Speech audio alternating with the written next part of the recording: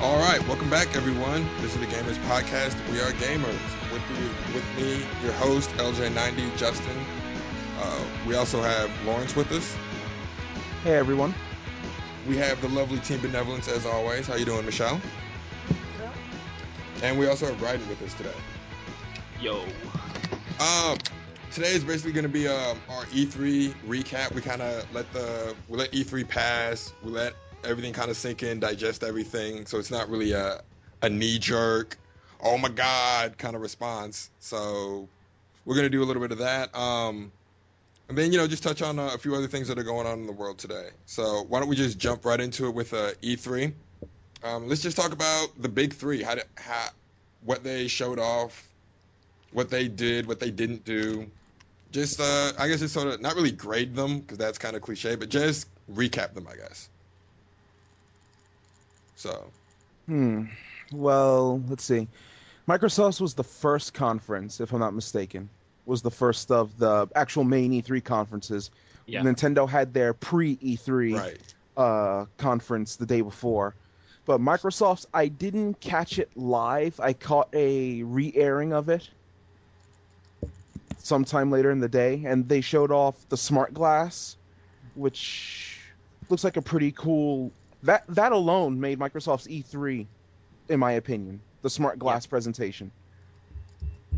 Because you can say it's biting off of the Wii U's, using the tablet, but it's the ability to take any tablet or smartphone and hook it up to the 360 so it can manipulate, your television, and it could manipulate things within the game, and it could have interactivity with your video game and different things like that. And I thought Microsoft's E3 conference really looked better than it's been in the last 2 years, thanks to the smart glass.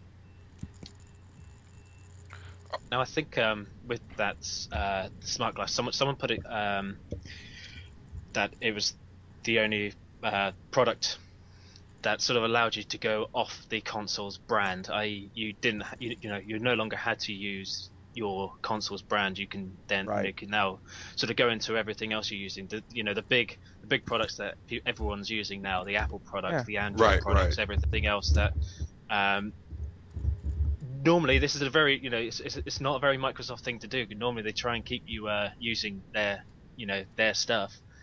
Um, it was quite it was quite refreshing. It was quite unexpected with regards to using it. I thought if they were going to bring something out when they announced this, brought up that screen and said it was smart glass and stuff, and you see that little pad, I thought okay, they're bringing out another they're bringing out a tablet or something, an Xbox tablet or whatever using this new technology. But no, it was using existing stuff, which was really cool. Yeah, I think some of the demos had them using the iPad.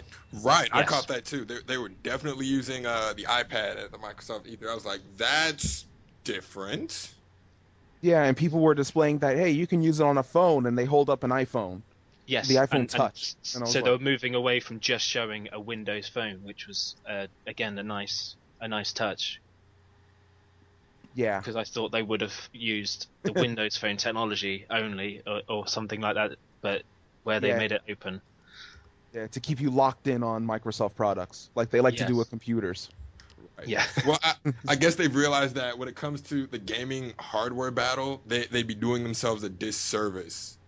Well, not really just Hmm. gaming, just the hardware battle in general. They're doing themselves a disservice by just saying you must use by going the Apple route. They don't have the base that Apple has to be able to do that. No. Right. So, Yeah, they really helped expand some of their, I don't want to say their credibility, but it really helped them a lot with the smart glass technology. Granted, it's almost no different than what the Wii U is said to be doing, No. but la la the la. application, yeah, but the application is very different. Right. Uh. So, So yeah, that I was actually impressed with Smart Glass. But unfortunately,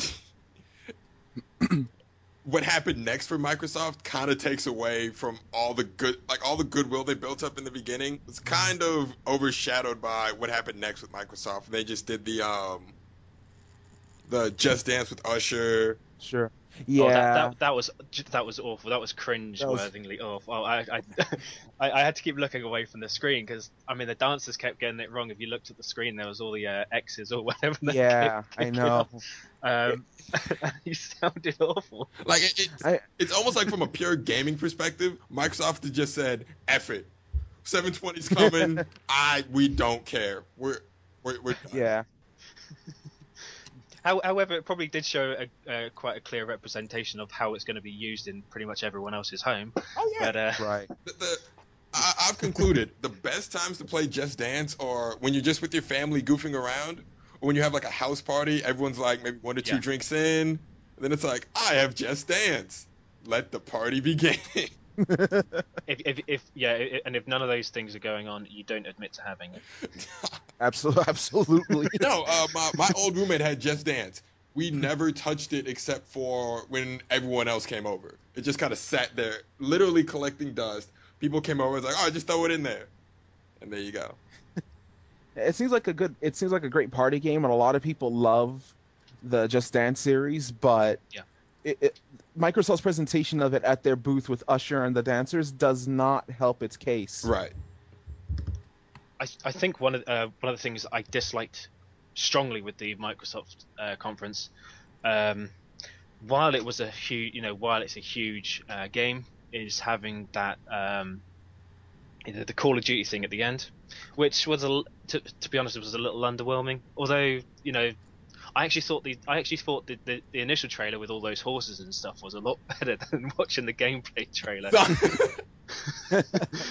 That gameplay trailer actually quite turned me off the thing. There's some nice little concepts in there. It looked very Crisis 2 to me, especially on the when it started off with this sort of torn down city and Right, right. futuristic guns and everything else. It's just I don't know. But what they should have done was put more into Halo and actually put Halo 4 at the forefront. At the You would think. You Yes. would think. topping up. They should It's have. No, go ahead. it's their that's their one of their big things. Microsoft have Halo, and that's a Yeah. big thing for Microsoft. Why do they not exploit that and put that as their headline act and show that off a lot more? I think there was a lot more fans, Microsoft fans who actually would have liked to have seen Halo there with more footage and being sort of pushed out a lot more than sort of that. Although it was a reasonably large section, it just wasn't there, was it? Where it got sort of tucked in, sort of near the beginning, but not quite. Sort of beginning middle, just before the smart glass stuff kicked in. Right. I think Microsoft really should have focused on Halo 4, like you said, and their new Yeah. Gears of War Judgment Yes. Right. announcement. Yeah. That should have been their two focuses. hmm Instead, they wasted it on. I don't want to say wasted it because Smart Glass was a pretty smart idea. Yeah. I really did like the presentation for that, but they wasted it on games that are multi-platform right afterwards. Yes. Yeah. Just Dance isn't a 360 exclusive, from my recollection, It is not. and they showed off Tomb Raider, and then they showed Yep. off, was a mind-blowing announcement, but it's multi-platform regardless. Splinter Cell Blacklist. That I thought was amazing, and Oh, um, absolutely. uh, what I mean, there was people saying about the fact that Sam Fisher's the old, is always sneaky and he's not that much of a killer, but from how it was represented in that, but uh, Double Agent, that's the one where he sort of gets framed and then becomes a bit more, he has a bit more of a killer's role in that game, if I recall, as opposed to just sort of sneaking around. So, and even the most recent one, Conviction. Conviction, there's a lot more, a lot of action in that one. Yeah. So it didn't sort of jump off that. And I thought when they were putting out it always makes me cringe when they say now with the Connect features. Oh yeah. I saw. But but what I liked is the fact that there's Connect features, but it's not the motion sensor stuff. It's all it's vocal. Right. Okay. Yeah. Kinect is one of those weird peripherals that, when done right, is amazing, but everyone tries so hard to get it just right that it's awkward and horrible. Right. Like Like, there's I don't even know if it came out yet. There's a Dragon Ball Z Tenkaichi Connect game. Yeah. it's not out yet. It comes out in October. That's one of those things where, like, in your head, mapping it out, you're like, oh, that sounds like it could be fun. Then you actually Yeah. see it on wax, as it were, or on paper, and you're like, this is a terrible idea. Yeah, I know. Because I've seen. it's I've not tried essentially it the same. Just Dance with Dragon Ball Z. Yeah. Like, you're just I've seen matching the gameplay footage. punch right, Kamehameha. So it's like, Then you got Star Wars Connect. listen, You know, got the moves like Vader. whatever developer is listening to this, this is all we want from a Star Wars motion game. No. However, people I know who have played it. I was going to give it a shot at the MCM Expo, and people I know who have played it, they said it's a lot of fun. Oh no, But I don't doubt the fun of it, but it's not Star Wars. when we think of Star Wars motion games, this is all everyone really wants. When the Wii came out, all everyone was like was just let me lightsaber duel. Yes. 1-to-1 light. That's all I. How hard? At this point, it wouldn't even take that much effort to make. Just give me 1-to-1 lightsaber duel. I'll be that would be like the greatest selling game under GoldenEye. Just use No More Heroes as a base, and you got That's it. what I'm saying. You already have the model for it. You have the lightsaber duel game, but it's not lightsabers. It's whatever Travis Touchdown uses as his weapon. I forgot the name of it. Unless it is a lightsaber or of its own, It's like or a light katana. What was that, Michelle? a beam katana, I think it's called. Yeah, the beam katana. Yeah. The beam katana. Thank It's you. like almost that lightsaber. Come on, we're almost there, guys. Yeah, it's like all it needed was the Star Wars name, and it probably would have sold, 1 million copies more than it sold regularly. And let's not forget, No More Heroes, it did pretty well. Oh, Now just absolutely. No More add Heroes that is fun. lightsaber. In fact, you can give me No More Heroes, just turn Travis into a random Jedi, give me a lightsaber, and I'll be like, yes, I'm happy. This is what I want. Just put a Star Wars mod on There it you and go. you're good. Why has Yeah. no one done that yet? You should get Rising Star to do that actual DLC. Wait, what? Hold on. What is this? Well, you should just ask Rising Star if they'll do like Star Wars DLC for No More Heroes. See, There you go. I got excited. I thought you said they did do Star Wars DLC. I was really about to just be like, all right, bye guys. It's been fun recording, and so. So yeah, that was Microsoft, and I guess we can use that to just go straight to Nintendo. The Nintendo's main focus was Wii U. We kind of already knew that though. Yeah. I gotta say, looking at it, I like the direction they're going with it. I have to say, one of the games I really liked that they showcased on Wii U was part of their new Mii World. What do they call that now? The Nintendo Land? Yes. Nintendo Land. It's the Luigi's Mansion hide and seek thing where one player's the Yeah. ghost Yeah. and everyone else is trying to find the ghost. That looked insanely fun, and I really liked how they utilized the TV and the 4 different tablets to create that sort of chaotic symphony. It was amazing. I enjoyed it. I can't wait for that. There was also that little that Donkey Kong game, the one with the little the tracks where you got to try and take the cart over the tracks and stuff. Yes. Yes. Some of the guys that have been because we've got a Wii U London thing going on at the moment, and so they got Wii U consoles somewhere hiding in London, and some guys have been on there and they said that game can produces a heck of a lot of curse words. Oh yeah. For all of its talk of Nintendo being like the family console, Yeah. Oh, this yeah. my cursing comes more from Nintendo games than anything. Whether it's the blue-shelled Mario Kart or Oh, getting thrown off a Do you know- cliff by someone in Super Mario Brothers Wii trying to get that extra life I was going for. I think it's because they stick to they've got a lot of things which sort of stick to the the old fundamentals, the old systems and whatever that we sort of grew up on, where you're almost running on life system. You've got certain life number of lives or whatever, and if you mess up or what, you completely screw over. Yes. And so many things. You're not always just saved and jumping straight back to where you were like 2 seconds ago. There's a lot more of the sort of older concepts still stuck in the games, I guess. Yeah. Although I have to ask though, who at Nintendo thought the blue shell was a good idea? I want to punch that guy in the face. Like, really? Really?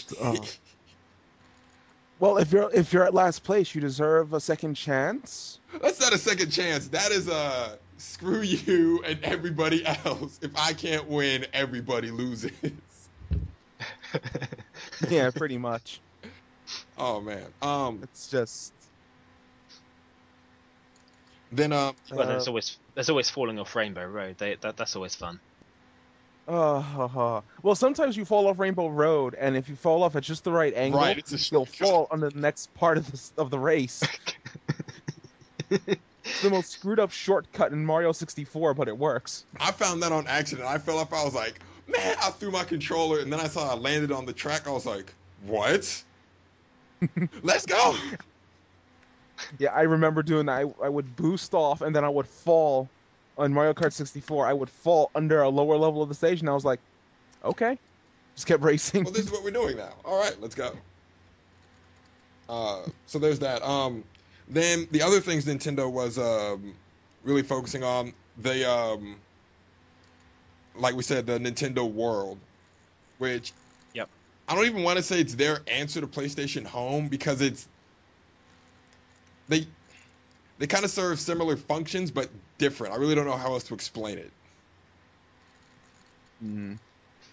It looks kind of like PlayStation Home, but it didn't look like they had the what's it called, the voice chat of PlayStation Home, from what I remember. Right. Well, with PlayStation Home, I remember when they were first talking about PlayStation Home, the big thing was this is going to be your new OS. This is how you're going to interact. Yeah. And I don't know what made them get away from that, but they were talking about we're not going to have XMB anymore. We're going to have Home, and that's going to be how you interact with the PS3 from now on. And I'm like, okay, that I can get that, but I guess they kind of started going away from that and more towards the Second Life sort of thing, while keeping the interaction with the PS3 minimal. Isn't PlayStation Home still listed as in the beta? Yes, it is. Yes. Yeah. It's been in the beta for 4 years. Now there was an article about the PlayStation Home this week. I think it's something called Aurora, whatever. It's one of the little worlds things that you get in there with all these mini games. Apparently they hit a record target of number of players using their mini games. I'll have to dig out the article sometime and post it up. Pikmin, that was another good one that I thought was quite cool. They are bringing back Pikmin, and it looks just as impressive as ever. Absolutely. The one thing I can say from what I understand from people who have discussed it is it's not. Although the Wii U console is supposed to be have an online function, there's not supposed to be there's apparently not an online multiplayer or anything on Pikmin. Right, that I heard about. May sort of turn people off a little bit with that, although it looks fun enough to play on your own. So, well, you know what? Not every game needs multiplayer. No. And I really don't know how you would do multiplayer in Pikmin. I'm sure people have their ideas. Well, I'm sure people that have actually put real thought into this have ideas on how it would work, but I could have sworn Pikmin 2 had multiplayer. Did it? I could have sworn it had a co-op where you had another captain who was working with you. To the Google machine. But that actually sounds kind of familiar. Hold on. But so they announced the Pikmin 2, also the new Super Mario Brothers 2 for Wii. Yep. Yes. So And they also started to announce more of the third party support that they were Right. getting for Yes, the Wii U, which I'll admit I did like. I like the that's fact that Nintendo was branching out again. it's a good thing. It's a good thing that there's a lot more developers who are actually willing to jump in and invest in developing for the technology, for benefit of Nintendo. I mean, although I don't actually use Nintendo consoles at the moment, they were one of the consoles which I grew up on. I just got stuck into using others, and there was never really an appeal for me too much on the Wii console. Some games I wanted, but not enough to make me want to buy the console. Um, Right. Possibly this Wii U, it may entice me depending on the price, which is one of these issues which is sort of flying about Right. over this week. People post, sites posting up different prices.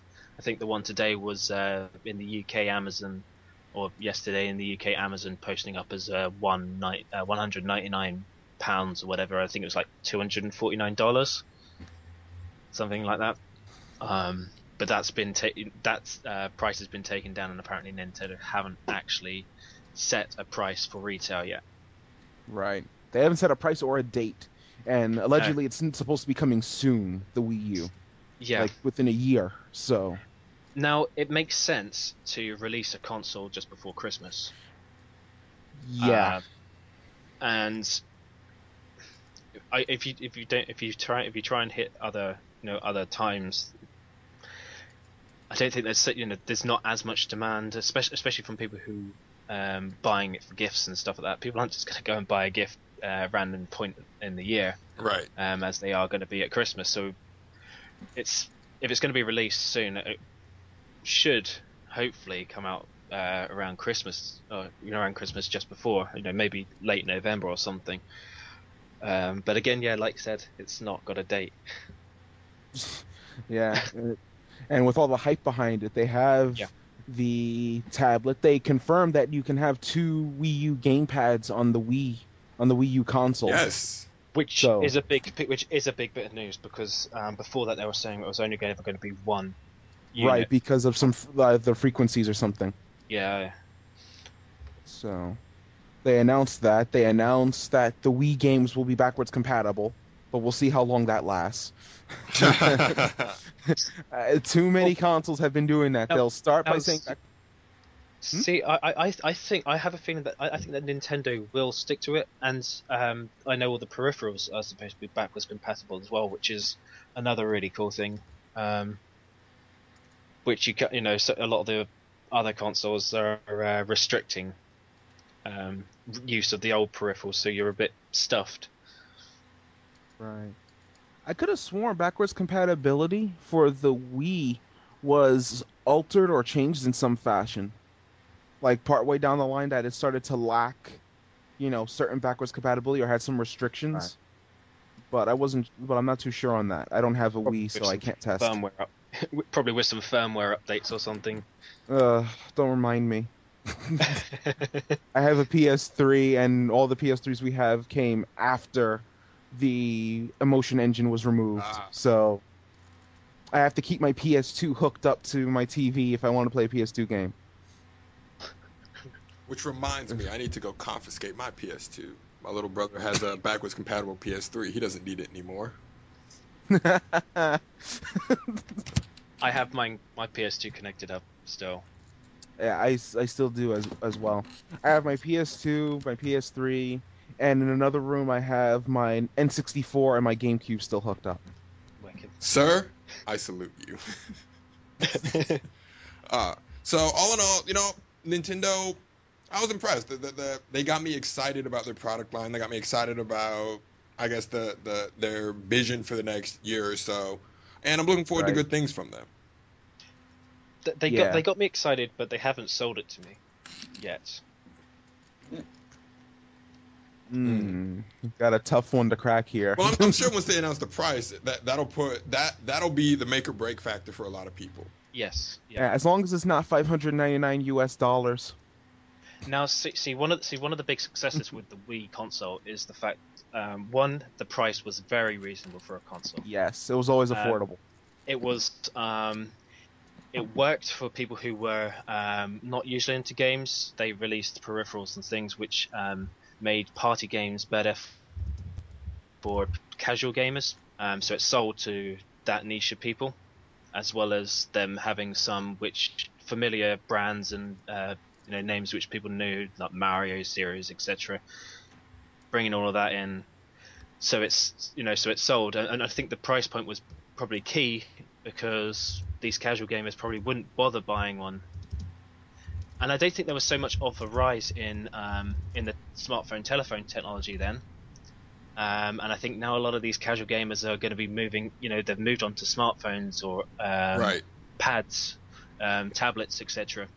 So they may feel a little off buying a new console for that reason.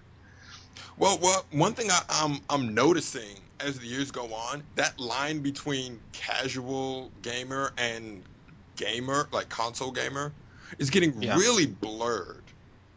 Yeah. Yes. And depending on how well the Wii U does, I think that what Nintendo is banking on is that line isn't as solid as we think. So they're saying if we Mhm. make this in such a way that it attracts everybody without sacrificing ourselves, we can make Yeah. this work.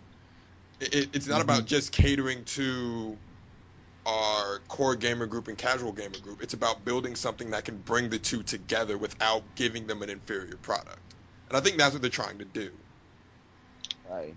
So, According to their All Access at E3 2012 website, the Wii U is set to launch holiday 2012. oh yeah, Right. So it'll be set probably by Christmas time. Yeah. So there Which you makes go. sense. Yeah. Also, let's not forget their big Wii U shocker, we could say, with the announcement of Mass Effect 3 on the Wii U. Yes. yeah. Now, That was a shocker. here's what I want to know. This is my only question. Will that Mass Effect 3 Dare release say it. on Wii U? Will that have the director's cut already I on knew it? you were going to say that. I That's really the I think only, it will. because at this I point, think it will. who hasn't played Mass Effect 3? To that credit, I would say anyone who has a Nintendo console and refused to buy any of the other two, Fair point. Yes. Fair point. which would be a lot of people who are, you can say, Nintendo quote unquote homers. Okay. They only get Nintendo consoles. They'll have a 3DS, they'll have a Wii, but they won't have a PSP of any of the other stuff Okay. for the gen. So they would be the ones who this would be catering to. Yeah. All right. And I think it'll be a launch title for the Wii U, Yes, it which will. They definitely talked about making it their a launch title. I do remember that. So, yeah, that'd be a good one to have as a launch title. They also have Darksiders 2 for the Wii U, yes. Yep. and according to their All Access website, Assassin's Creed 3 will be on the Wii U. Yep. So, I have to say, Assassin's Creed 3 may have stolen the show at E3. Now, see, I'm not. I'm not. I went and saw that a while back at a preview, and it absolutely amazed me watching what I saw there. And yeah, it's been developed further since then, and it looks even better. Like, I'm not even a real. Like, I really don't like the Assassin's Creed series. I get why people like it. It looks fun. It was just never for me. I saw 3 and I was like, what's that? You want $60?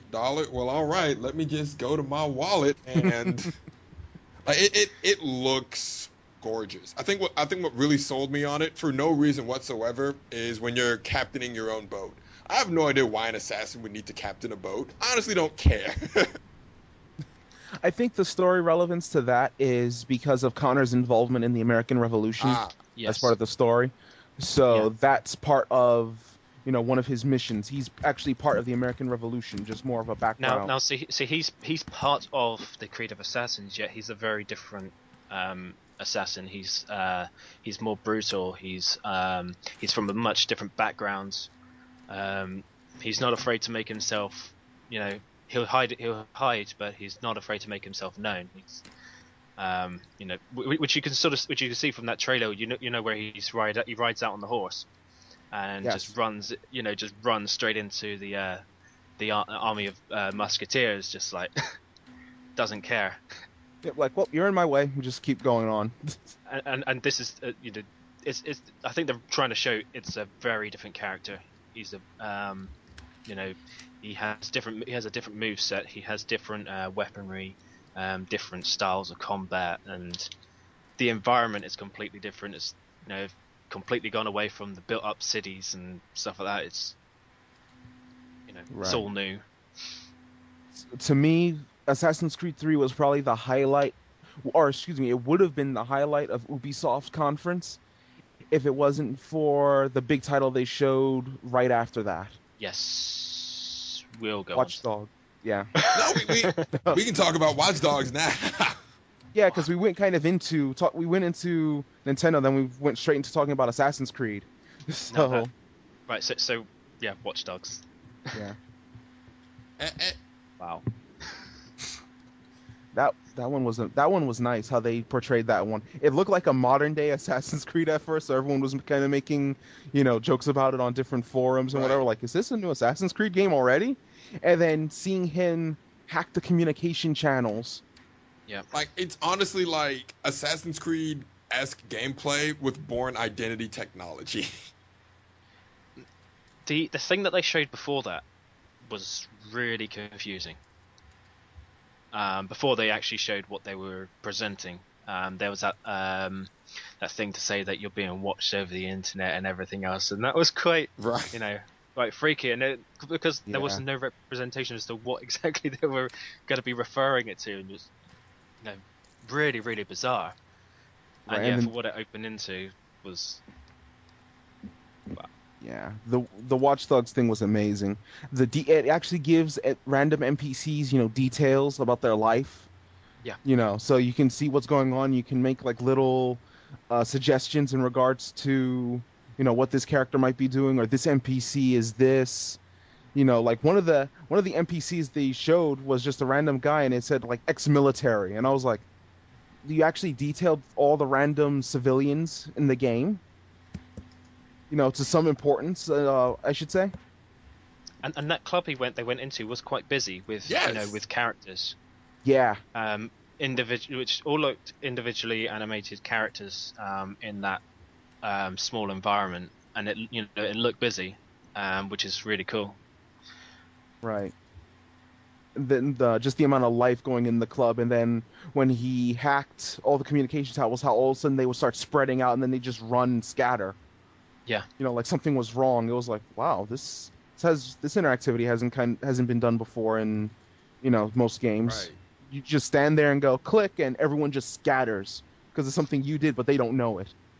one of the best things for me on that trailer, on that footage, was when he's standing outside that club and he hacks that first guy on the phone. The guy's just chatting away on his phone, and then he just hacks it all out, and the guy, the NPC's reaction to it all. When you first see, that was the first time you actually see what he's doing. That was amazing. Yeah, I really did like that bit as well. It when is the release date for Watch Dogs? That is one thing I missed. I was so wrapped up in the hype of it. I was like, and wait, when does it come out? Do you know what? I don't actually know. I could have sworn they said it would be next year, but I need to check. It probably got given a quarter next year as opposed to a specific date. Yeah, but need to check if there's anything to Watch Dogs right now. Mm. So I mean, I'm not liking quarter one next year because it's just stupidly busy again. there is, well, of course that's always going to be the busiest one because it's right before. Um, I just completely lost my train of thought. What major holiday falls in quarter one? Nothing What major. what major holiday falls in quarter one? Easter. Yeah, actually nothing really big. Nothing. But it's just after Christmas. Yeah. That's what I was trying to say. Like they're trying to get all this stuff right after Christmas, so Yeah. that's when, right before Christmas and after Christmas is when people tend to do their most shopping. Yeah. So Yeah. Right. And I think because the games are sort of spread between, I think the tail end of January and going through to March, a bit like it was this year. But there's so many games which I was, really looking forward to getting, and then they keep going. Right, we've pushed it back to Q1 2013. Watch Dogs has no release date. Mm. It's to be announced, so they're probably probably mid next year. I would wager, and then it'd be pushed back by another half year or something, knowing Ubisoft. So Oh man. Oh well. Well, I know a lot of what Ubisoft showed off was during Sony's conference. Um, Yes. and yeah, Sony showed off a lot, but what really caught my eye, and I haven't decided if it caught my eye for good or bad reasons yet, the Sony Wonder Book. I I honestly do not know how to feel about it. Like on one hand, I'm impressed with the technology behind it. Like augmented reality, Yeah. its application always interests me. But on the other hand, it looks really silly. the demonstration really didn't help, Right. like at all. The demonstration for it was, clumsy. It didn't respond when they were trying to do a certain spell. It didn't respond like 5 times. The person didn't seem like they knew exactly what they were doing and how to react to the Wonder Book. So it kind of feels like it will sell, in my opinion, just off of the fact that it has J.K. Rowling's name Right. attached to it. It's And go oh ahead. no, go ahead, go ahead. Oh, sorry. But it was just, in my opinion, it's going to sell just because it has J.K. Rowling's name attached to it, and the fact that it actually has spells from the Harry Potter series. If anyone who knows the series can pick up on those spells, like I picked up on a few just watching it at E3. So it's going to sell just because you can go, hey, I can do this spell from the Harry Potter series, or I can do this one. But other than that, it's not going to sell to anyone who doesn't have a move, and that's And what's really going to it's hurt it. yeah. Right. The, And the move doesn't really appeal to a lot of people. It's a funny peripheral. Yeah. the move is awkward. I have one because Time Crisis.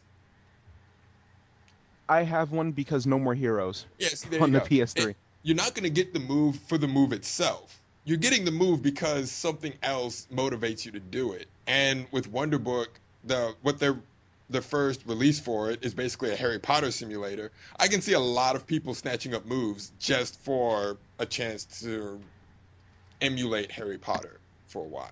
Now, what it has to do, what it could benefit from is if it actually came, or if they released bundle, the bundle version, so you have the move with the game. Right. So, Well, so you buy them both. You buy them as a bundle pack, as opposed to people when people look at two different prices, you feel a little less. When I do myself, and when I look at things which are bundled together, even though there's not much difference in price at all, seeing two prices compared to just one can sometimes make a bit of a difference. right. It doesn't feel so much being added on the original price if Yeah, it's bundled together. And then yeah, sometimes bundles have like a discount added to it, like a $10 or something And there you go. or even discount. releasing having the move, the body of the move stick being a special design or something that complements the Wonder Book. So so you are getting something a little bit special. Mm, that could work. One thing that would be nice if it was actually like a magic wand, but that would be too thin to have with the PlayStation Move where it has the orb at the top. Right. Yeah. Well, So when you it look at the kind of screen, it looks like the wand. Yes. yes. So I don't know that Far Cry 3, amazing. I was actually talking to Rident as it was happening. I was like, damn, this almost motivated me to go scoop up Far Cry off PSN right now. Yeah. Um, Assassin's Creed 3 was amazing, but this is just the tech geek in me. Wonder Book, like I said, I'm confounded by it. I'm not confounded by it. I thought that was Sony's weakest demonstration of their Well, E3. no, it was a bad demo, but the technology behind it intrigues me. Oh yeah, technology Yeah. wise, it's pretty. I don't want to say advanced with how they're doing it, but I do like the route they're going with it and how it could lead to probably more PlayStation Move related games incorporating better tech in terms of how it reads motion and how it, Right, responds to motion. right. So this could end up working in their favor. Hopefully. Hey, I am all for the advancement of game technology. Better Yeah, game technology makes people happier. right. That's what it's all about, and it gives us better games. Who doesn't want better I games? Absolutely. I just say hopefully because if it doesn't work out, everyone will just remember the bad tech demo from E3. Well, and that's the risk you take. Yes. That is the risk you take. Yeah. The that we really we can keep going, whatever. I was just looking at the time. We're coming up on our hour, but This is an E3 episode. We can we can we go can over go a it. little longer. Yeah, Yeah, it's an E3 episode, so there's more than, I mean, unless we devoted 15 minutes per, you know, conference. what discipline and structure? Exactly. We'd have to have just devoted 15 minutes per conference and then sign off. Yeah, no. Yeah, there's a bit too much to talk about because then there's the four conferences. Oh, excuse me, five. We missed one.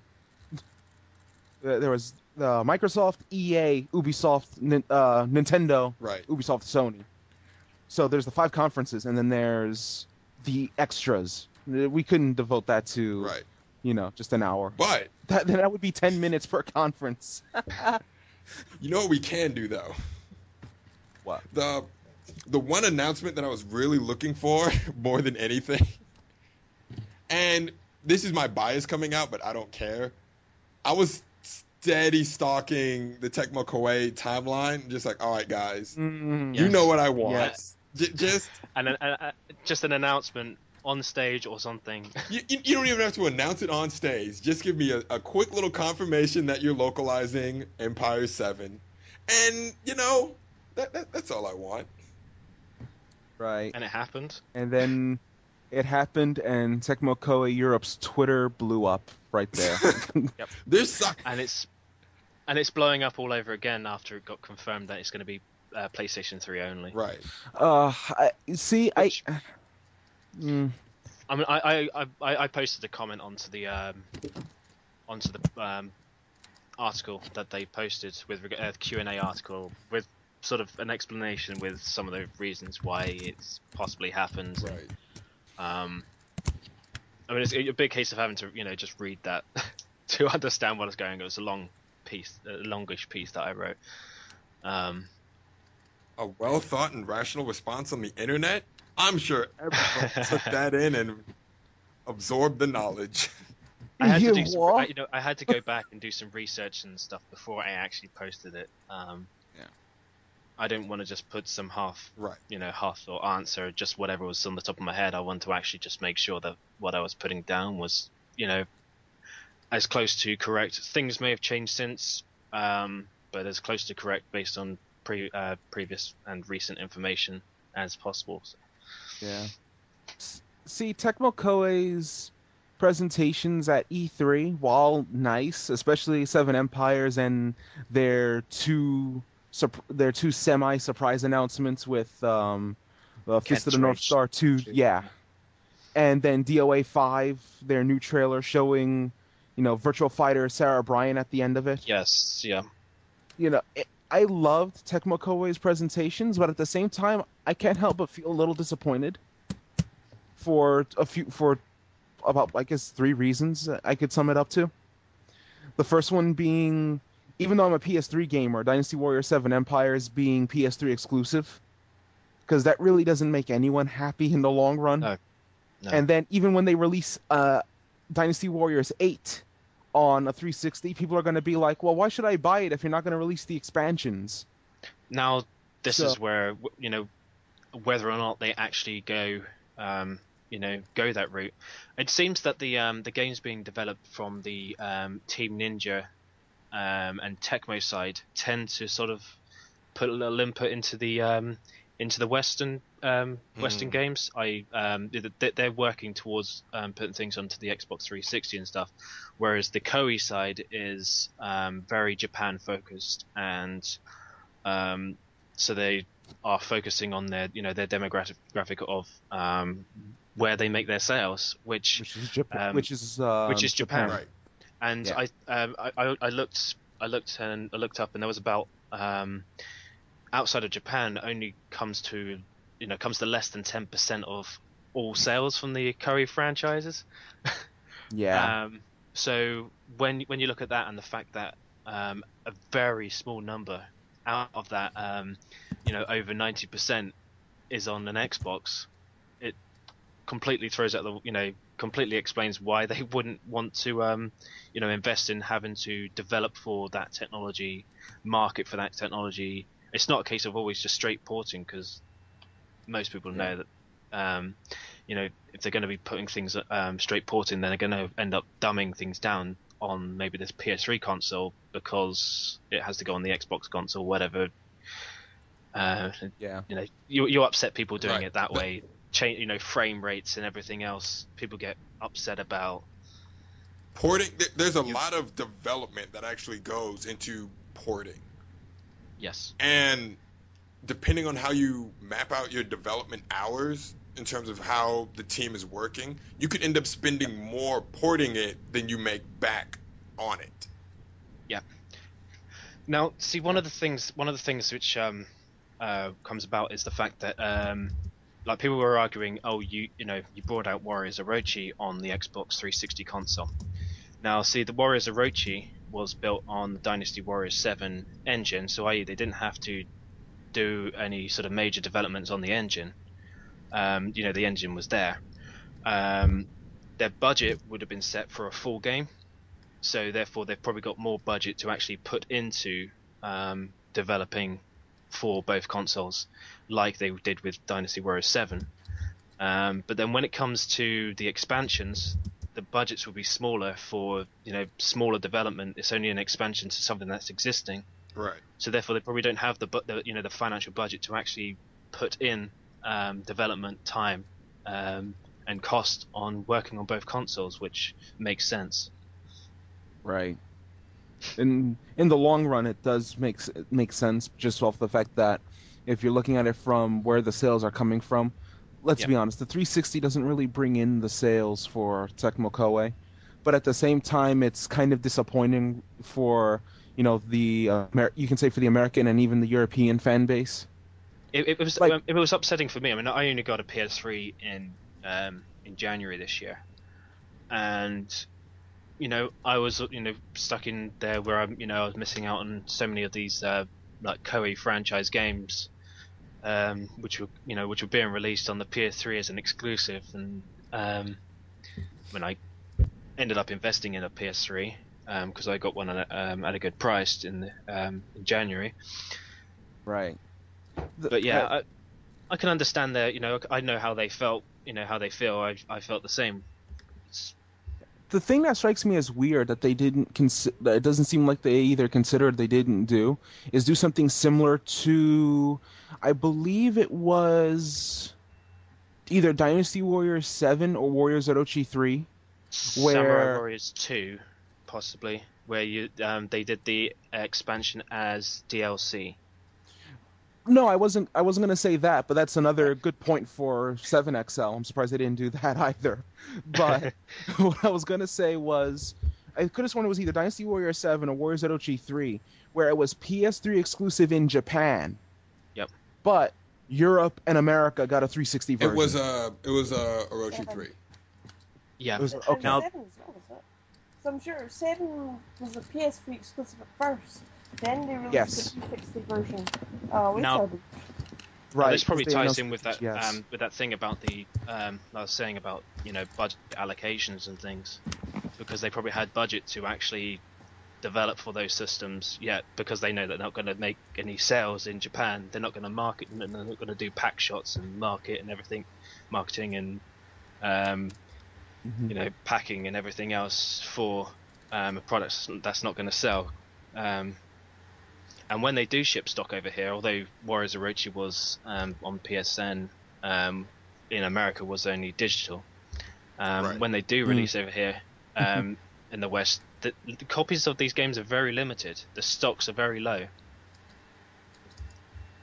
Yeah, they tend to be. It seems like for the 360 side of things, the PS3 side of things seem to have, full on when they did release a physical copy of, Dynasty Warrior 7 Yep. and eventually XL.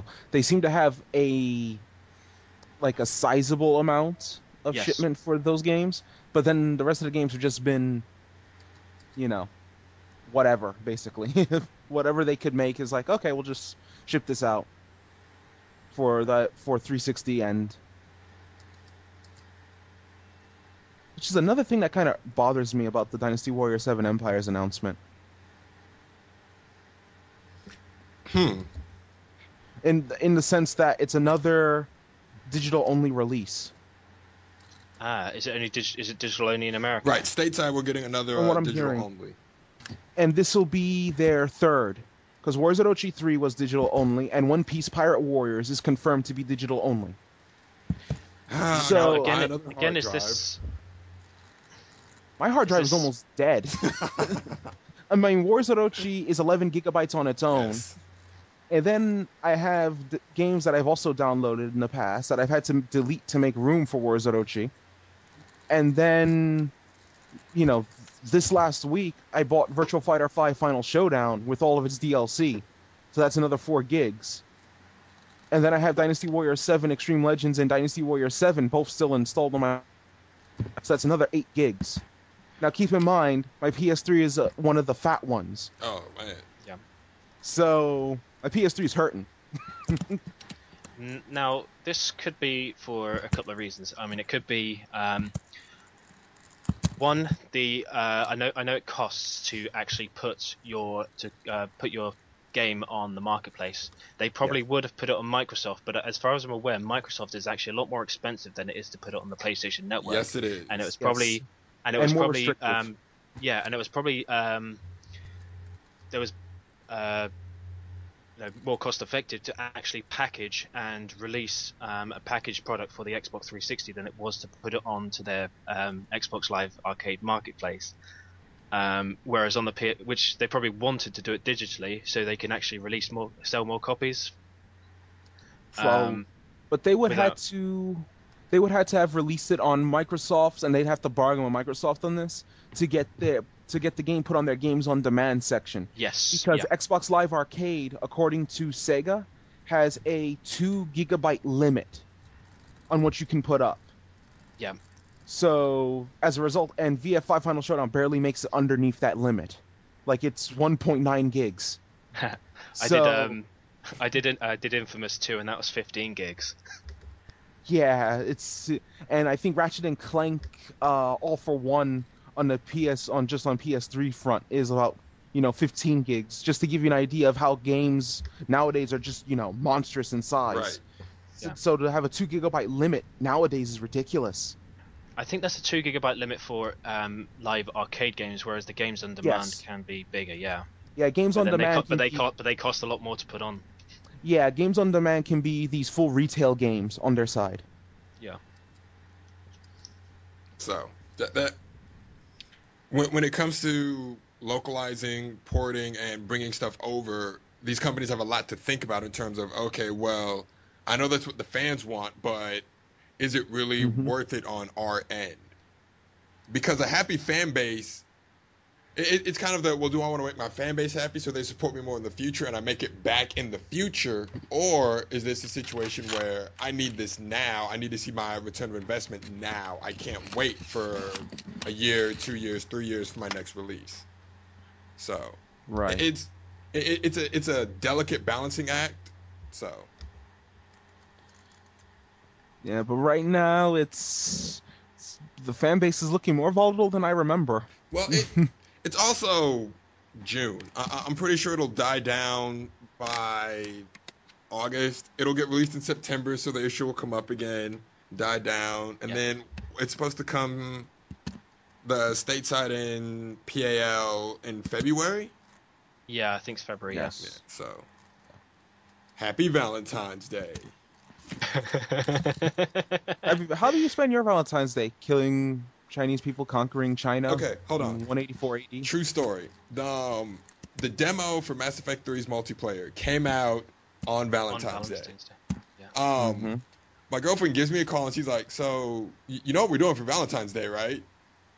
And I was just like, Playing Mass Effect. "I'm like, I hope you're saying playing Mass Effect because that's what I'm doing."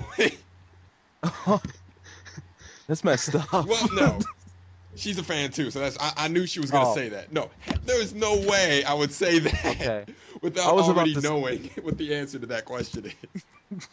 No, that's asking to get put out of that. That's asking for trouble. yeah. So, Because I was like, you didn't. oh no, because I already knew the answer. Okay. She was already downloading it. She's like, "Oh yeah, it's already downloading." So Nice.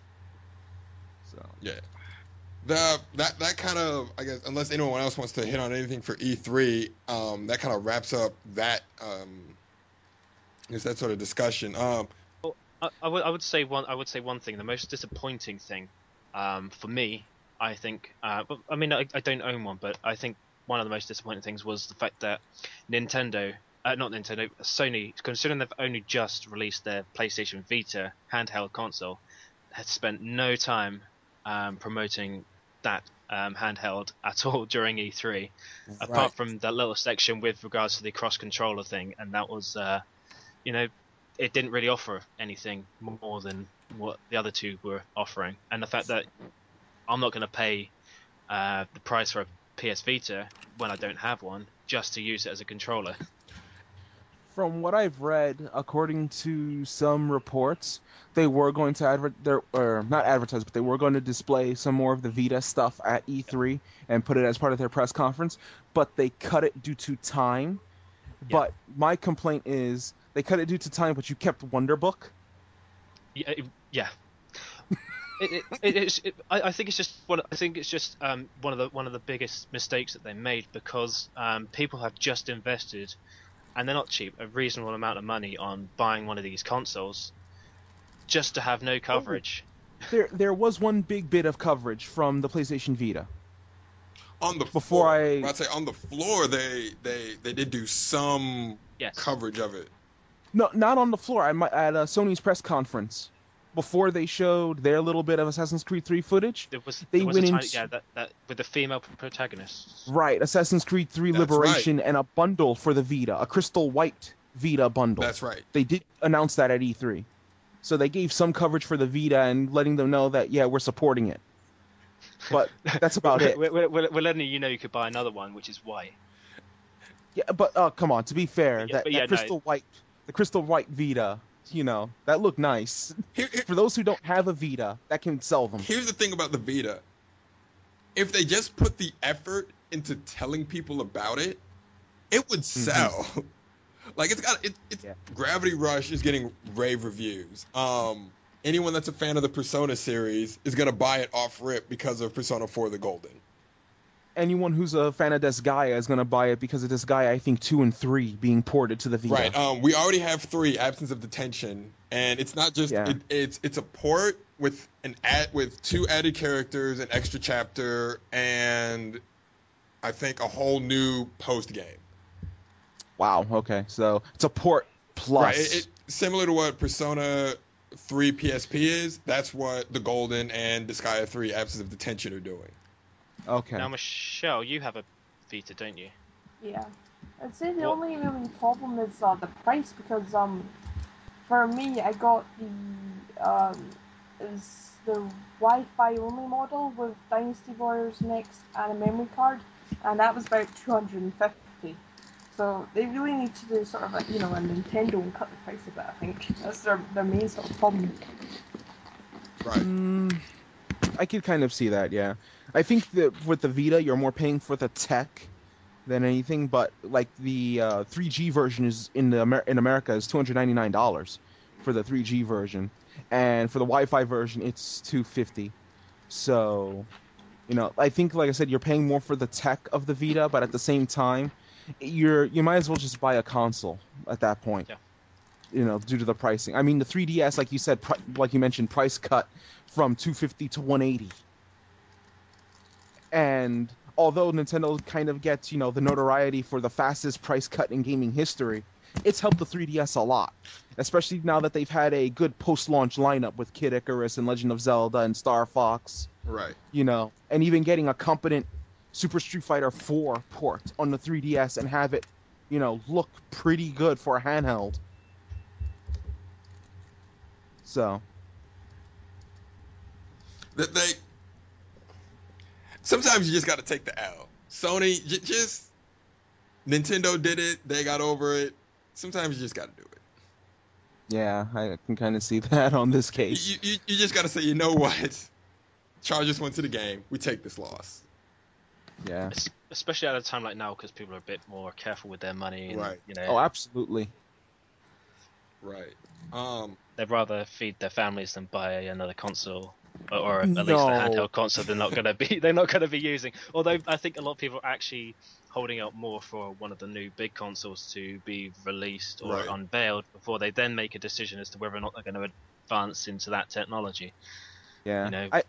I personally think it's too early for any next gen talk, but apparently, what do I know? I'm not in the gaming industry. Right. The games this gen still look mind-blowingly good. I mean, Yeah. look at games like The Last of Us and Beyond at Sony's E3 and tell me that those games look outdated by now. Look at Assassin's Creed 3. Look at Watch Dogs. We're still going, wow, this looks amazing.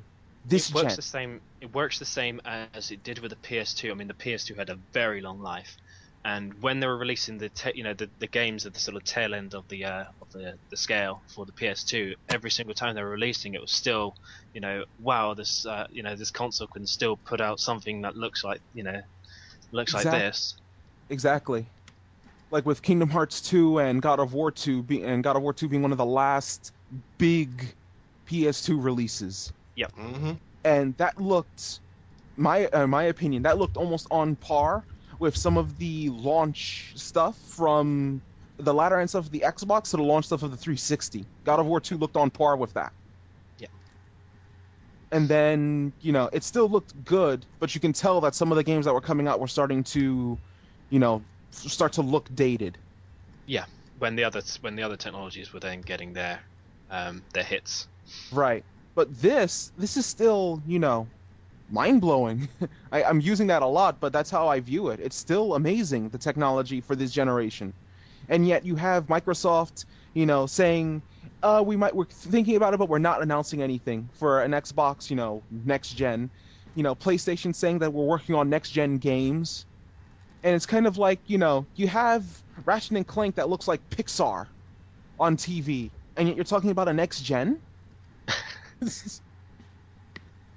Hey. I mean, and then Square Enix's tech demo with Agni's philosophy. Yeah. That looked amazing, but you know, is it all flash or it's a great tech demo, but it's just all flash at this point. Which is supposed to be something. The engine's been developed by the same team that's working on the 2.0 port of 2.0 version of Final Fantasy 14 online, and there's supposed to be a lot of similarities with the PS3 version, PS3 and PC versions of the 2.0 that you're going to get similar to as upscale as you can on the current generation console. Yeah. Well, they said they wouldn't bring it over to the PS3 until it was ready. So after all the fixing they did, they canceled the PS3 version. Yep. And now that they did version 2.0, they are going back to doing the PS3 version. Yep. And I have an article open actually, and they said that they were fulfilling the promise of putting it out on PS3 before they were considering any new technology. Any next gen after PS3. There's a possibility if when next gen comes out, but they said they're still focusing on fulfilling the initial promise of putting it out on the PS3. Okay, at least that. Just, get that game out the way and then focus on a next gen. To me, Yeah. it just seems so soon for a next gen. I mean, I know we're almost on year 7 of this gen, if I'm not Oh mistaken, wow, yeah. but it just feels too soon. I mean, PS2 was still going for, a while before the next gen. Hmm. And it still sells, they still make new PS2s and it still sells, it still moves units. So, PS2 is still going with this gen. The problem is with making a next gen is I see this gen being phased out entirely if they make a next gen because they're all their talk about is, oh, we can do this with the next gen. This next gen is, this next gen will surpass this one. And it's like, yeah, it's obvious, but what does that mean for the gen All, we're all, going de- on now? all development budgets will then be put straight into the next gen, and so they like with PS2, there were games coming out on the Xbox and PlayStation 3, and a version of it was still being put out on the PS2 console. I Right. think development budgets, especially these AAA budgets, are all going to be full focus on a next gen, so therefore I'm going to be wanting what we've got as current gen.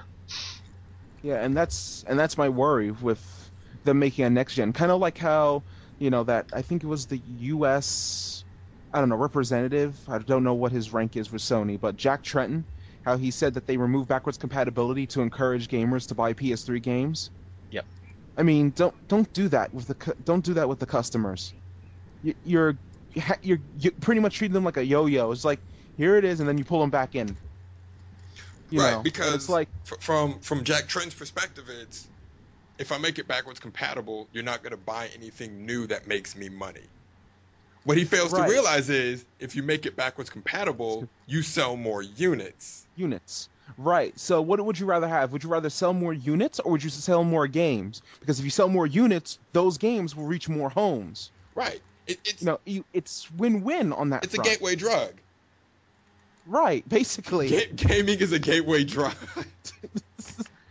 It gets you, it starts you at one spot, but then it starts you there and then you just go to the rest.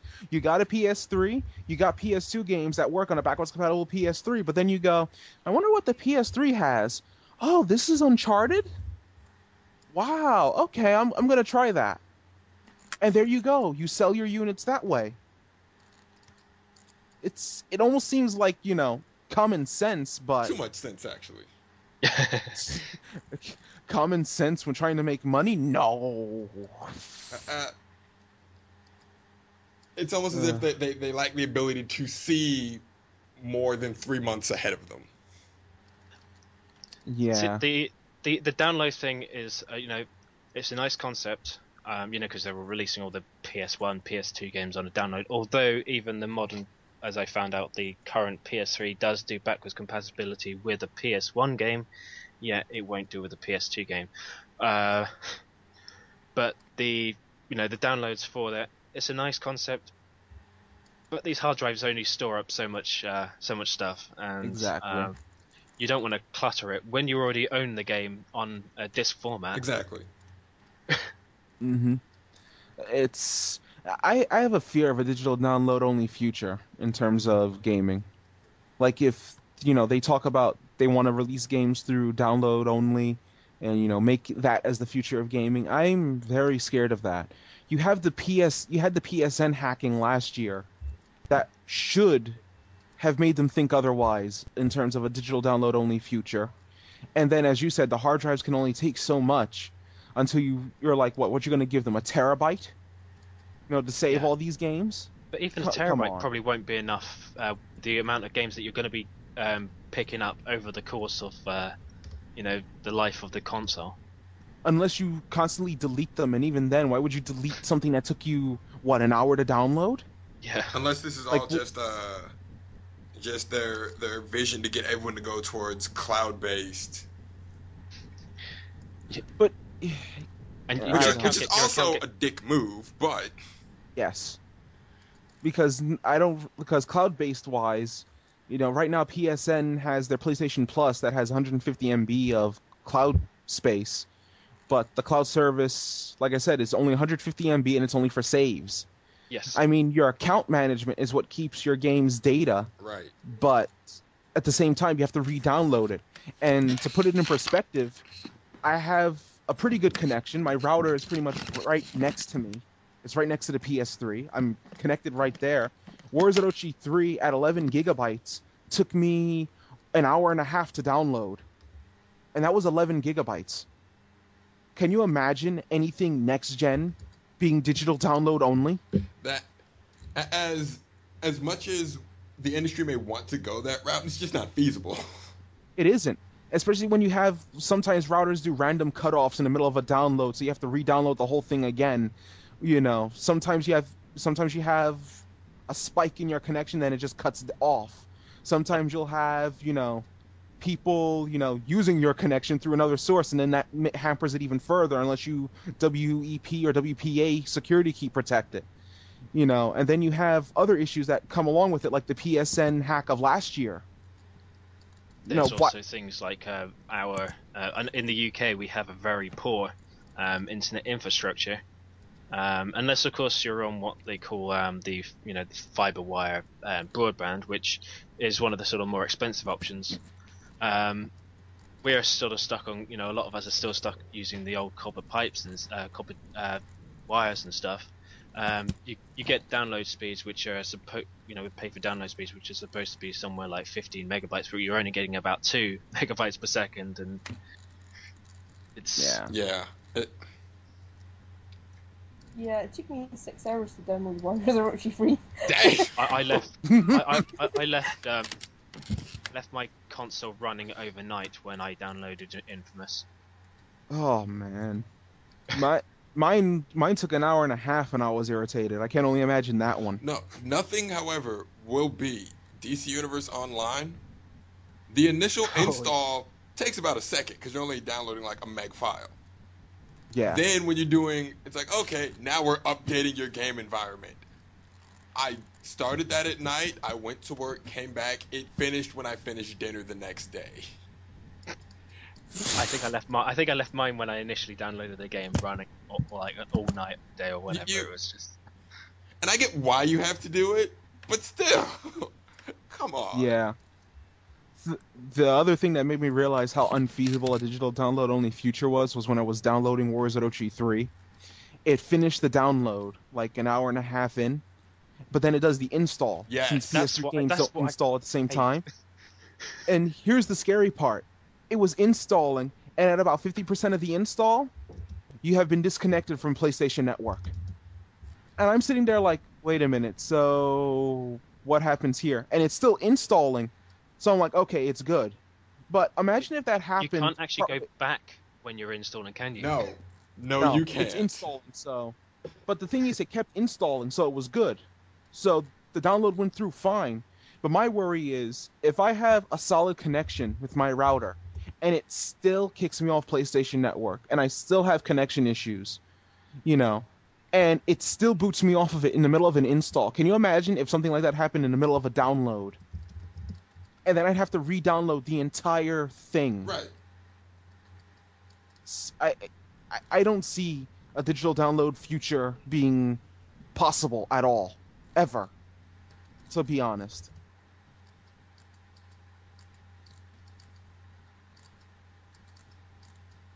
Mm. It, it's one of those things where, like we said before, when you conceptualize it, you say, okay, that's the way to go.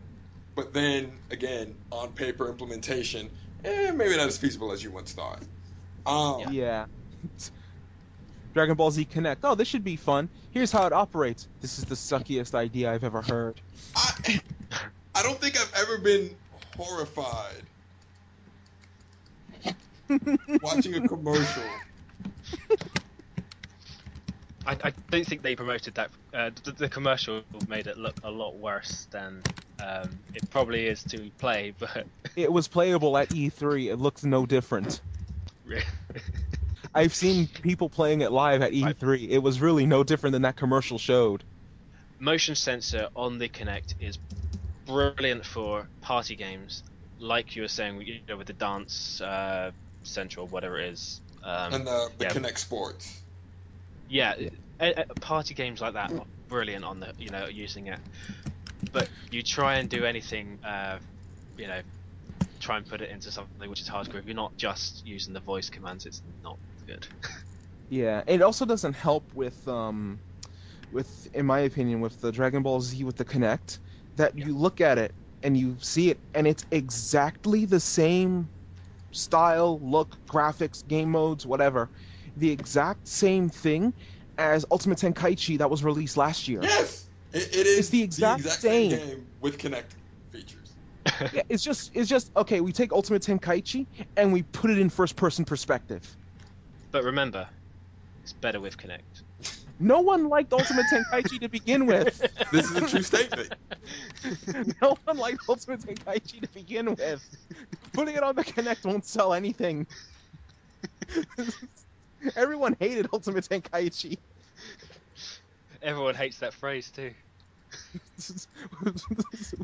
Oh man. I'm surprised you're not going to. I'm surprised. I'll be wondering if Microsoft end up doing like Harry Potter Connect or something. Oh, you know it's coming. If Wonderbook sells the way Sony thinks it will, well, it's going to. It's Harry Potter. People are just gonna buy it, just be like, "Oh my God, Gryffindor!" So Harry Potter on the Kinect. Pre-order now and get an exclusive Phoenix Tail wand. stop giving Microsoft ideas. Okay, Just wait till they release the Quidditch broom peripheral. I hate all of you. I got the images in my head on that I one. hate all of you. Oh, Quidditch Connect. Harry Potter Pre-order is from better GameStop. with Kinect. Pre-order from GameStop to receive the Elder Wand for free. Available as an extra peripheral for $20. See, no, you guys are laughing. It's coming. Justin actually wants it. No, that's what I'm saying. You guys are laughing. It's coming. Soon. Oh, Oh man. man. Good for your cosplay needs. It's the Elder Wand. Now usable on Harry Potter for the Kinect.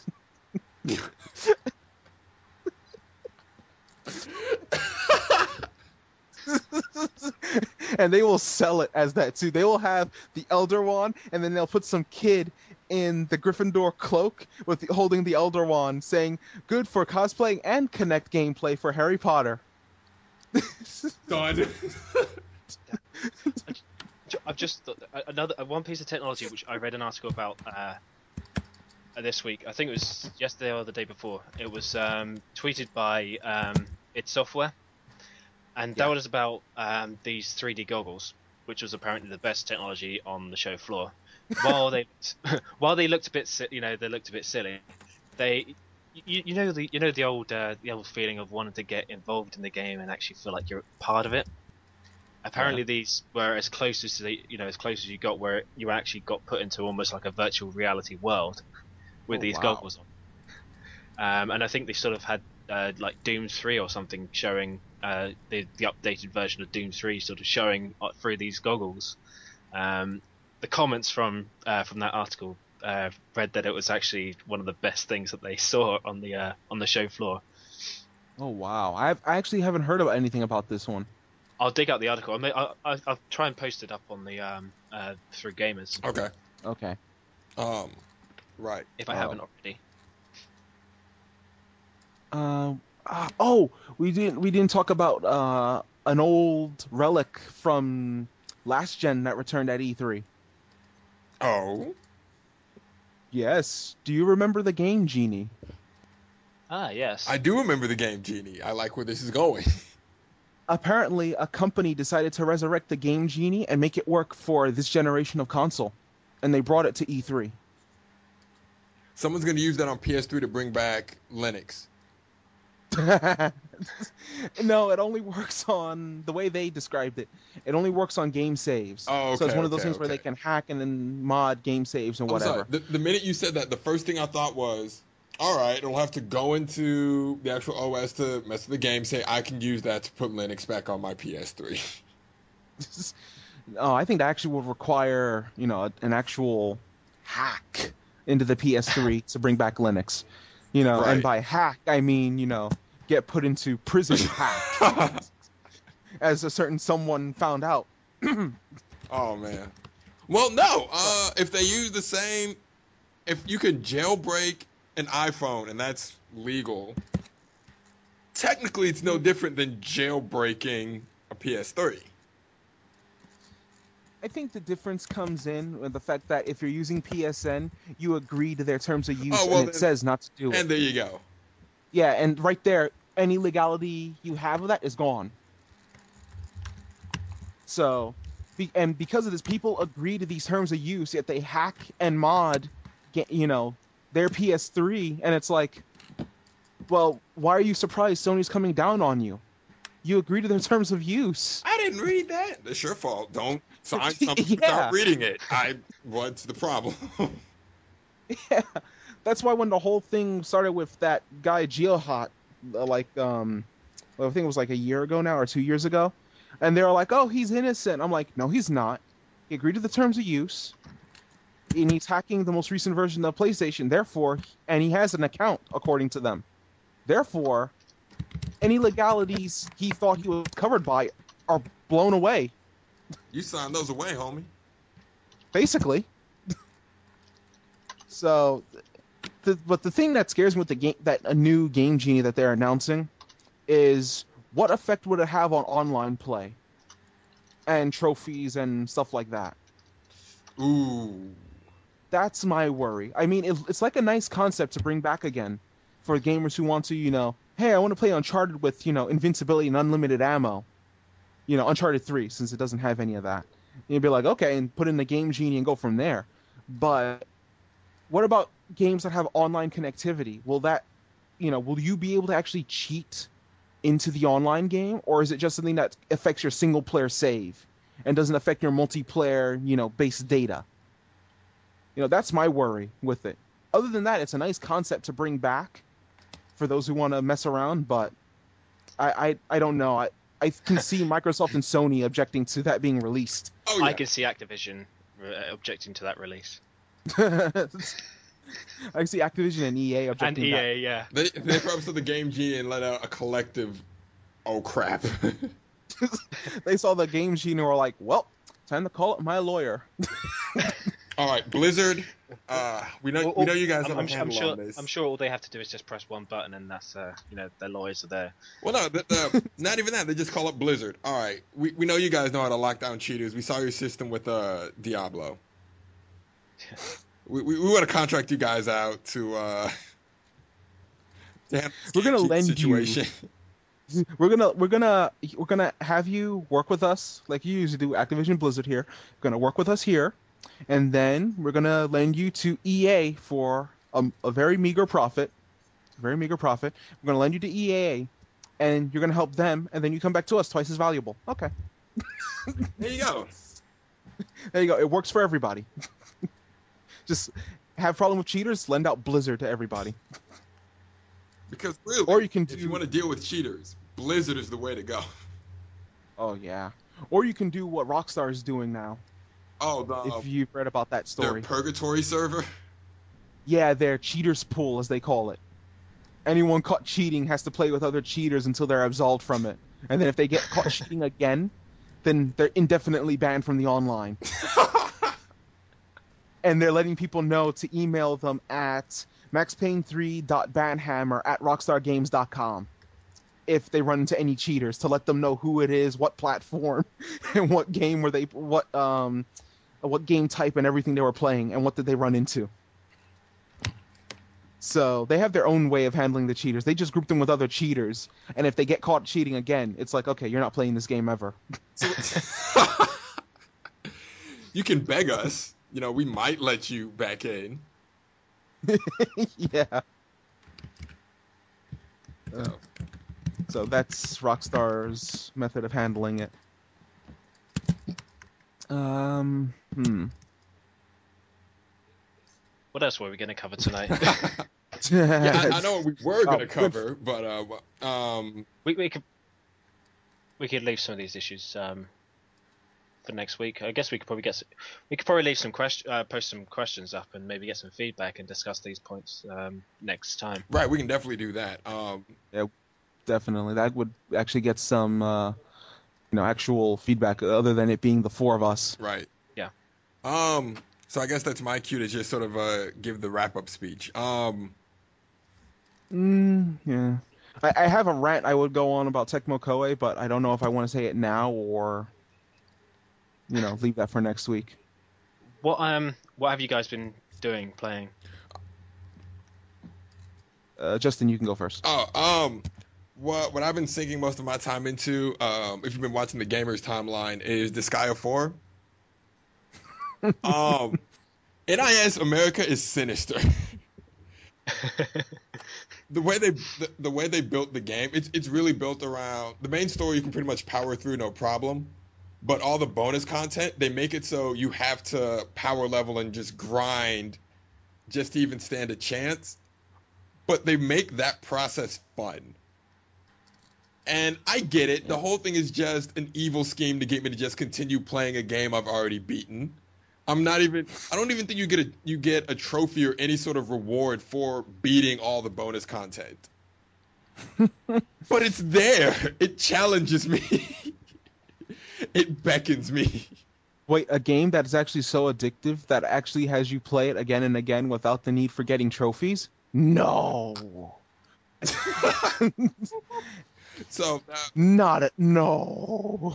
that's where most of my time is, or most of my gaming time has been going. I will say, I don't want to spoil anything.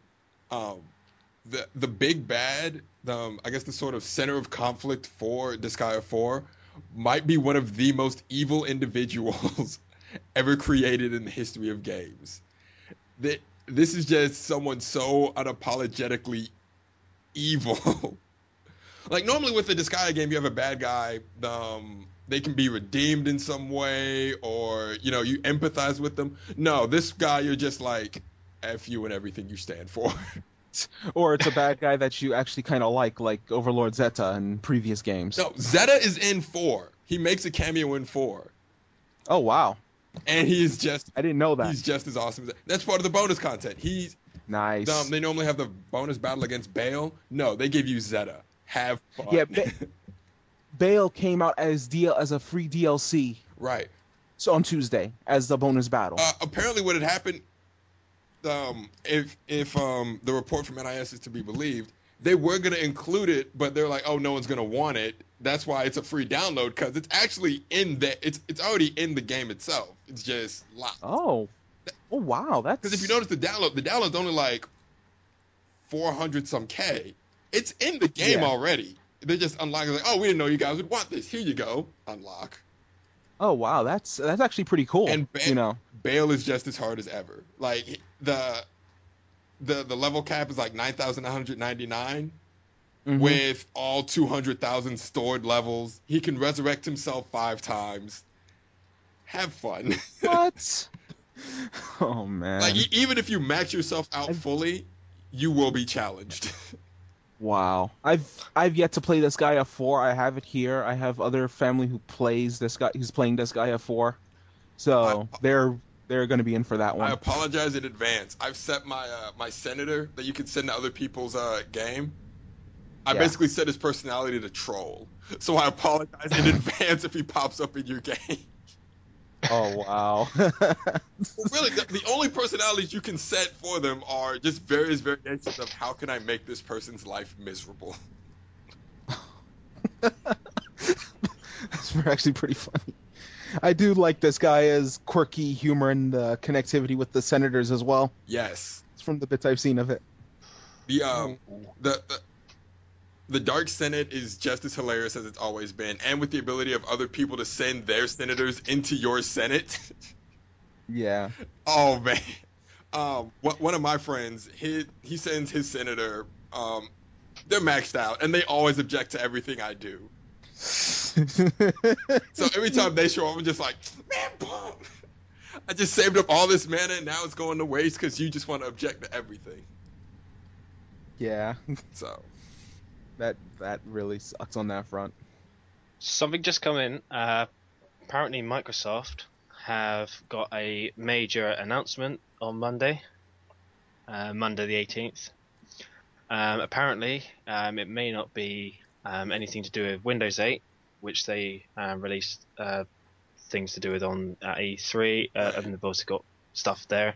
It shouldn't be related to Xbox, since E3 covered that. It shouldn't be related to Windows Phone, since the Windows Phone Summit is scheduled for Wednesday the 20th.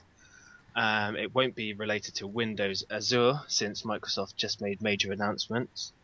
So there's something else which is brewing in the Microsoft area, which may or may not be of interest, but apparently a major announcement which could be due on Monday. Interesting. Considering the timing, it's right after Apple's big conference. I would guess it has something to do with their mobile tablet division, if I had to guess. Well, That's a safe bet. I've personally retweeted. I'll stick a link to this article as well. All right. So yeah, there's that. Yeah. There's the breaking news. Breaking news. There you go. There you go. Microsoft to announce something on Monday, folks. Another thing Microsoft announced recently was that they'll be skipping, if I'm not mistaken, both the GDC and TGS. And Nintendo are pulling out of the Gamescom as well. Yes. Which is a bad move for Nintendo. I would think so. For Nintendo, especially trying to secure some Western customers and to get some. I mean, okay, yeah, they have got the things going on at the moment which press can get into having a look at the technology now, but to have the technology available at Gamescom would really do them some justice. Why they pulled out of that, I don't know. It's so close to releasing the console too.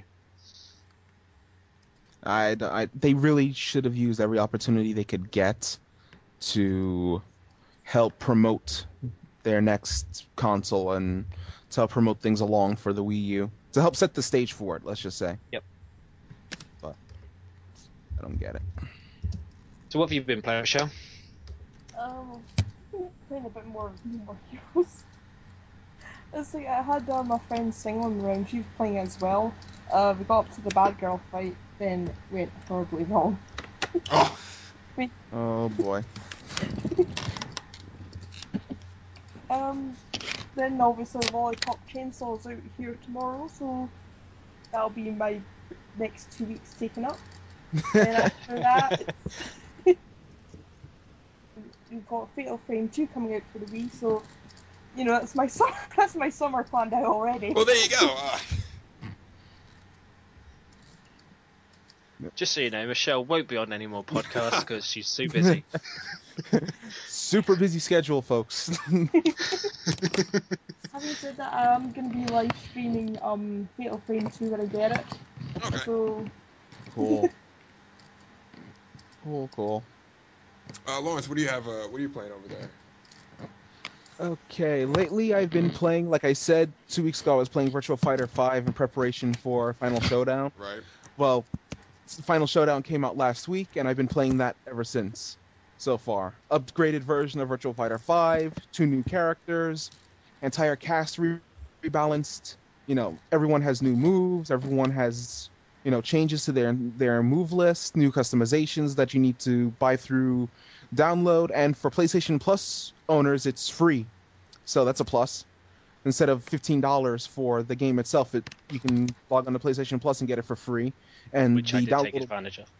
Nice. So you get that for free, and the customization outfits for I think $3 each, marked down for the bundles. So it's about $24 instead of the $30 you would pay normally. So good deal for a great game. It seemed more like Sega was noting that it's been a while since Final Showdown has been out in Japan, so they had the price kind of low for it. So I've been playing that nonstop. And yesterday I got, as a surprise, Street Fighter Cross Tekken. Oh, nice. So I've been playing that a bit. Now, I will say, just on the record, I am not going online with that game. Ever. There are just some games you just cannot go online. Yeah, like Virtua Fighter 5 Final Showdown, I go online with it all the time, even though I said before it came out I wouldn't. Because, for one, the online game is solid. For there's hardly any lag. I can play 2-bar connections, and it's no lag. Oh, nice. Final Showdown. I would put its netcode second only to Soul Calibur 5 and Blaze Blue in terms of connectivity and how lag-free it is. So I play that online every now and then. but that's because the game is so well balanced that if you lose, it's because you lost. It's not like you're getting you're getting spammed or this guy's doing something cheap or whatever. You can, if a guy's doing the Jackie or Sarah Bryant backflip all the time, just sidestep it. There's always an option for everything. For Street Fighter Cross Tekken, I'm hearing the complaints about the gem system, the complaints about the game's balance, how everyone's using the top tier characters, which happen to be Ryu and Ken in this game. They're just waiting the balance issues and everything else. They're just waiting for when they release the arcade edition. Yeah, exactly. They're just waiting for, possibly their next big update to rebalance everything, and especially the auto block gem. I mean, to make that gem for free, especially, I mean that's one thing to make it, cost something, but to make the auto block gem something you get for free, and then not to mention make it something you can use in online without the option of, no gems. Um, that game is just not feasible for online play. So I'm gonna avoid online play for Street Fighter Cross Tekken at all costs, unless it's with people on my friends list. And there you go. Um, Yeah. and Rident, what do you have? What are you playing over there? Fair bit. I have been playing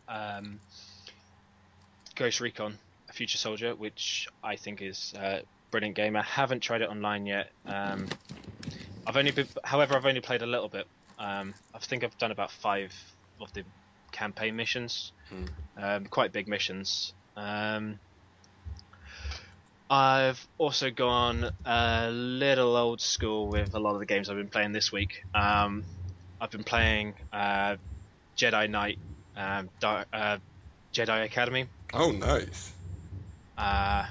Well, it's funny. I got a new PC, which is a new gaming PC, but the only games I've been playing on there are old school games through after update after sticking on my Steam account, and yeah, I've also been playing Dark Forces and Indiana Jones, the Fate of Atlantis, I think it was called. It's an old school Something like point and that. click adventure. Oh, okay. Very old school. Oh, and there's also been Final Fantasy 14 and Final Fantasy 11, which I've been playing, and a bit of Rift, which I got free from Raptor. Oh, you play both 11 and 14? I play 11, 14, and now I play Rift as well. Okay. How do It's a lot of how do you, MMO. I was about to say, how do you manage to juggle both 11 and 14? Does it kind of, I get you would, crossed up or? what I would do is, I mean, I have a lot of friends on 11. I've been playing it for a very long time. Oh, okay. Some of my old friends have actually left the game and everything, but some still remain. I try and dedicate some days to just playing 11, and then I'll just maybe take another day or so just playing 14. I haven't actually met anyone yet on 14 that I've spoken to, even though it's a big MMO game. I've not really gelled with anyone, sort of had any proper conversations. So, and I'm still a little confused with the chat system on there. It's very different to Final Fantasy 11. Um, but I actually enjoy, in its current state, although there's the 2.0 to come, in its current state, I actually quite enjoy the combat, the combat system, the leveling system, and some of the abilities and things. Some things which are annoying, like I've got 2 characters, I can't transfer items from one character to another, or I can't use a delivery system or anything. So I have to build up crafting skills for each of them to make myself equipment and gear, which is taking a long time when you've got 2 characters on the go. Yeah.